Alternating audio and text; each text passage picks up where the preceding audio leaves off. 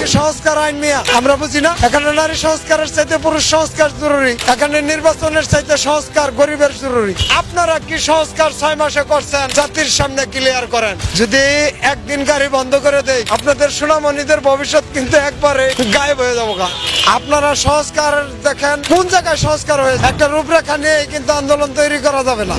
নারীরা চাইছে, নারীর ওই দেশের অধিকার রয়েছে, কিন্তু আমার কথা হলো যেটা নারীদের অধিকার সেটা তারা চাইবে, কিন্তু তারা যদি এই ফাঁকে সমকামিতা চায় বসে, ফ্রি যৌন মিলন চায় বসে, এগুলো তো এটা এই মুসলিম দেশে তো সম্ভব না। এগুলো নিয়ে তো এগুলো নিয়ে তো আন্দোলন করতে হয় না, এগুলো তো একেবারে খুব সুন্দরভাবে বোঝা যায়। তারা নারী, তাদের একটা অবাধ স্বাধীনতা রয়েছে, কিন্তু এই যে দর্শন করে, তাহলে এই দর্শনের জন্য স্লোগান কেন? ওনারা খোলামেলা কাপড় পরে রাত দিন সবসময় চলাফেরা করবে, দর্শনের জন্য আন্দোলন করা হবে, এগুলো কোন ধরনের পলিসি বলেন দি? আপনি শুধু দর্শনকারীর বিচার করবেন, দর্শনের উপকরণ যারা তৈরি করে তাদের বিচার করবেন না? এখানে দর্শন করার জন্য উৎসাহ করা হচ্ছে, বিশেষ করে বয়স্ক মানুষরা দর্শন কি কারণে করে বুঝেন তো? এটা তো নারীদের মন করা, কারণ নারীরা যে কার তৈরি এটা জানে না। নারীরা কার তৈরি? নারীরা নিজেরাই তৈরি হয়ে গেছে। পুরুষের লোকে না মিললে কি নারী কোনটা বাচ্চা দিতে পারে? ওরা এত বড় কথা কেন বলে? বুঝতে তো হবে এটা সংমিশ্রণ। আল্লাহ তো এই দলিল মানুষ বানানোর পরেই দিচ্ছে, জানোয়ারের উপরে তো দলিল দেয় না। নারীদের এই ভাষা তো জানোয়ারের রূপ হয়ে গেছে, যে আপনি দেখবেন ওই গরু ছাগল যদি তাদের স্বামীর দরকার পরে কৃষকের নিয়ে আরেক গরু আইনা উড়াই দিতে হয়। মেয়েরা কি এই ধরনের সংস্কৃতির কথা বলতেছে নাকি? এটা তো কোরআন মানুষের তৈরি করা, এটা মানুষ আল্লাহ যে বিধান আল্লাহ রসুলকে দিচ্ছেন 1500 বছর আগে, ওই বিধান নিয়ে যদি এখন যারা কল্প পরিচালনা করে, আপনার নারী অধিকার কর্মীদের অবস্থা দেখেন তো দেখি। আপনার জমিন টিভি রিপোর্টারের প্যান্ট পরার অবস্থা দেখছেন? এগুলো কি ধরনের আলোচনা কন্ত? একটা রিপোর্টার আন্তর্জাতিকভাবে দেখবে, তার প্যান্টটা যদি ওই রকম আপত্তিকর হয়, এদেশে দর্শনের বিচার হবে আর নারীদের হবে ইজ্জত। নারীরা তাদের ইজ্জত চেন খুললে দেওয়া হইতেছে, আমি কি করব? চোখের রুমাল দিয়ে রাখবো? এগুলো এভাবে এ ধরনের সংস্কার, এখানে নারী সংস্কার হবে না, নারী সংঘাত তৈরি হবে, দর্শন বেড়ে যাবে, পুরুষদের উপরে আরো আক্রমণ তৈরি হবে।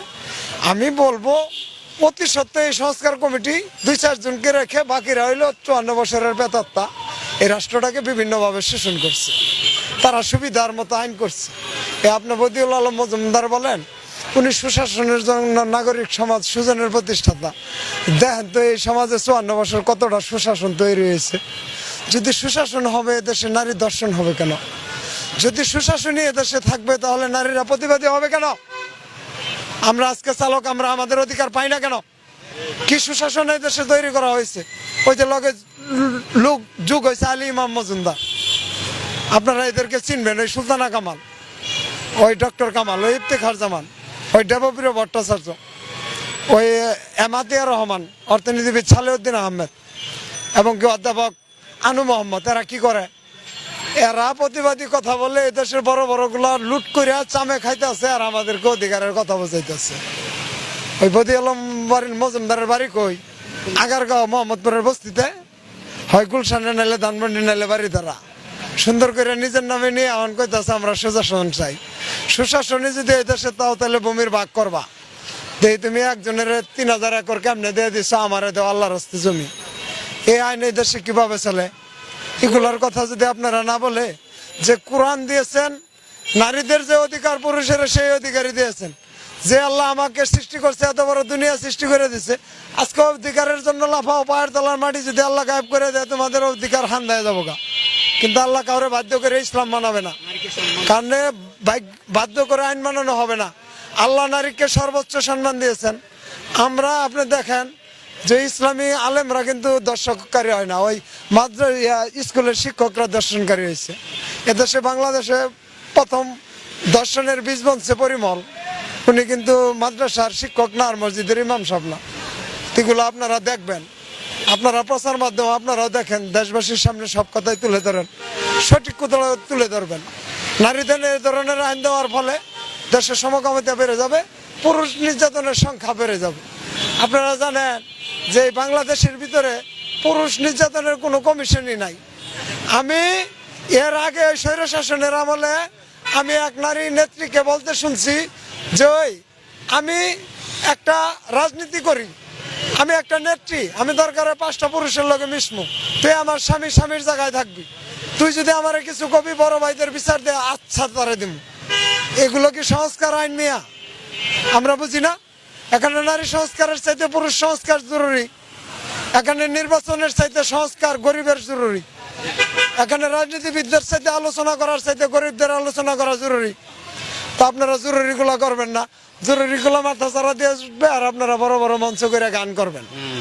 কি করবেন? সেরি নাচাবেন। ওই আয়ুব বাচ্চু কয়, পাগলা হাওয়ার জোরে ব্যাংকের টাকা গেছে উরে। এখন আমরা রিক্সাওয়ালারা কি করে খাবো? হ্যাঁ, পাগলা হাওয়ার জোরে ব্যাংকের টাকা গেছে ওরে। এখন রিক্সাওয়ালার কপালে কোনো কর্ম করে খাওয়ার জায়গা নাই। দেখছেন? এভাবে গান তৈরি করে শিল্পী নাচায়া মঞ্চ করে লাল কালো প্রোগ্রাম করে দেশবাসীর অধিকার দিতে পারবেন না।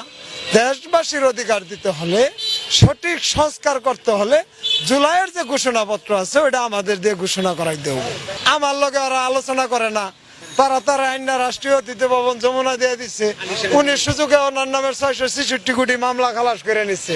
সবাই বলেন সুবহানাল্লাহ। একটু জোরে জোরে বলেন, সবাই বলেন সুবহানাল্লাহ।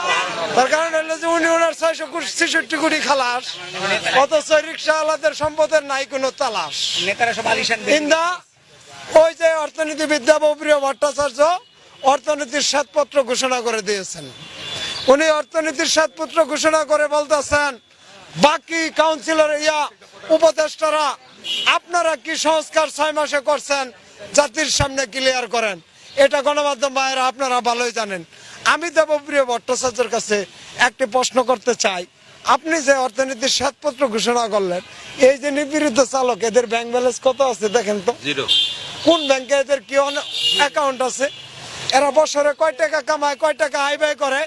আপনি কারবার শ্বেতপত্র ঘোষণা করলেন, সেই শ্বেতপত্রের ভিতরে সুবিধাবাদীদেরকে সুযোগ দেওয়া হয়েছে এই 3 চাকার চালকদেরকে নিপীড়িত করার জন্য তড়িঘড়ি করে এ ধরনের একটি হিসাব ব্যবস্থা কমিশনের কাছে জমা দিয়ে আমাদেরকে রাষ্ট্রের কাছ থেকে আলাদা করে দেওয়ার চেষ্টা করতেছে। প্রিয় দেশবাসী, এবার আপনাদের সামনে আমরা খালি মিনতি করি, আপনাদের কোনোদিন সাবধান করি না। আজকে একটা সাবধানের সুরে বলি, শনিবারে ভর্তি পরীক্ষা হয়, যদি একদিন গাড়ি বন্ধ করে দেই আপনাদের সোনামণিদের ভবিষ্যৎ কিন্তু একবারেই গায়েব হয়ে যাবো। কোনো ভর্তি পরীক্ষার শিডিউল কিন্তু ঠিক রাখতে পারবো না। সাবধান করতেছি দেশবাসী, আমাদের উপর অত্যাচার করার চাইতে আমাদের নিয়ে আলোচনা করেন।